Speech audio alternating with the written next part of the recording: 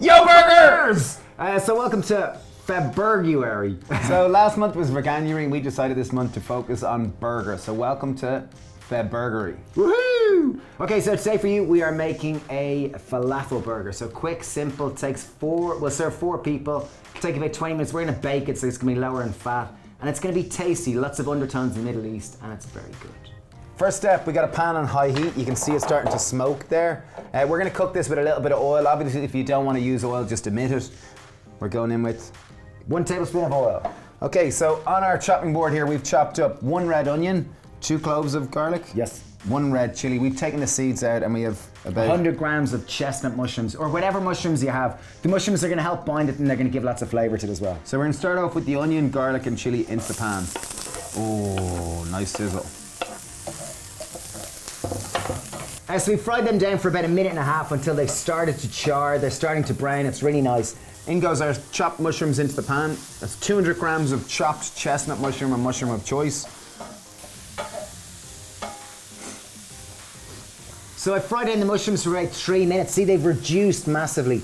We're gonna go in there with 2 tablespoons of tamari. If you're allergic to soy, you can use coconut aminos. It's a nice way of getting that umami note, and obviously avoiding soy if you're allergic to it. Beautiful. But see, as soon as you add the tamari, you get a real golden color. It infuses flavor, and that, as Stephen said, that fabulous umami flavor. Okay, so next up, we're gonna go in with our spices. I've got 2 teaspoons of ground cumin, 1 teaspoon of ground coriander, 1/2 teaspoon of black pepper, and about 1/2 teaspoon of smoked paprika. We're just gonna add them all into the pan. It's worth seeking out smoked paprika because it'll add that kind of meaty oxtail note. So typically with falafels, it's actually a raw chickpea that's used and it's ground through a meat grinder.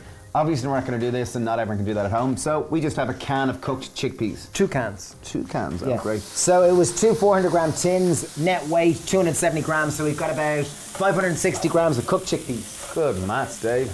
Yeah. And my brother's eating about 10 of them, so it's probably about 540 grams. Okay, into the pan, generous pinch of salt. It's just gonna help infuse the flavors together. 1 lemon, just give it a roll, chop it in half, give it to your twin.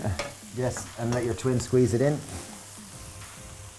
1 bunch of coriander, also known as cilantro. Take your knife, chop the stalk finely. There's a lot of flavor in that.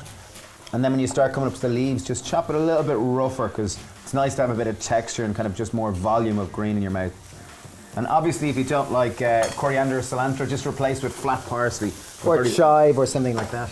So now it looks like a stew at the moment. So now how are we gonna turn it into a burger, Stevie? Ooh, enter the potato masher. Okay, so I'm gonna turn it off the heat. So the composition of chickpea is largely complex carbohydrate. When we mash it down, they're gonna release their starch and it's gonna help stick this burger together. Okay, so we got 1 baking tray. We're gonna put bacon parchment in on top of it just to stop them sticking. Now it's time to shake and shape our burgers. So the oven is preheated to 180 degrees. So take 1/4 of the mixture.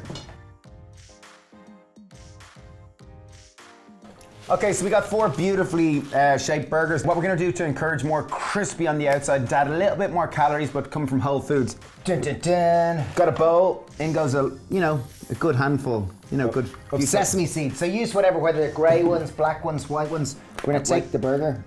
We've got a nice pinch of chili flakes. Obviously, if you don't like it spicy, don't use them, but you get a wonderful fleck of color through the exterior of the burger.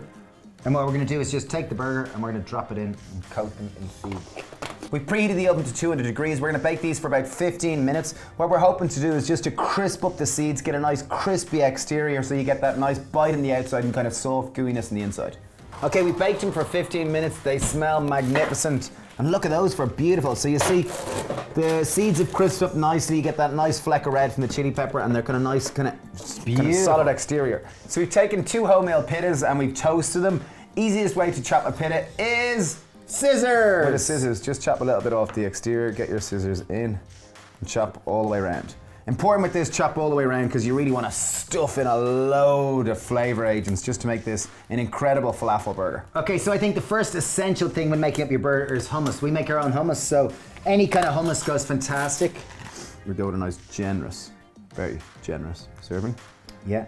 I love a bit of pesto, red pesto or harissa. If you like harissa, harissa goes fantastic well. We've got a sun-dried tomato pesto that's there's a touch of spice to it, which goes really well for this. I'm going with a little bit of rocket, also known as arugula on the other side of the world. So you see the burger does hold itself well together. In it goes. A few slices of avocado. And final touch. I always find in any falafel burger is to have some form of pickle. So we're gonna go with a little bit of sauerkraut.